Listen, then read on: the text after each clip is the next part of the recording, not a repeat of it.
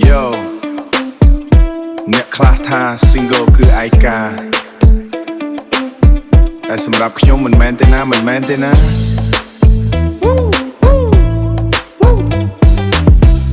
តែសម្រាប់ខ្ញុំមិនមែនទេណា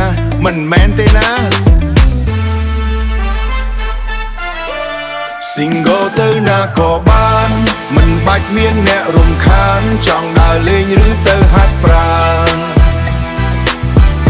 ចង់ទៅផឹកឬរាំកំសាន្តជួបជុំមិត្តជិតជែករាប់អាន Single life ជីវិតក្លាហា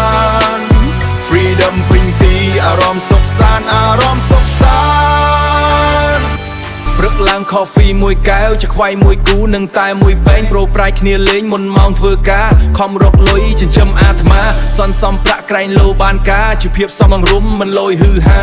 ជិះម៉ូតូក៏គ្មានអ្នកថានៅផ្ទះជួលមិនបាច់វីឡាពេលថ្ងៃអាចដើរទៅផ្សារល្ងាចញៀចទៅលេងកីឡាលំហែនៅចុងសប្តាហ៍មិនខ្វល់ពីអត់សង្សារថែទាំខ្លួនសុខភាពភ្លឺថ្លាសំខាន់ខ្ញុំ single ទេណា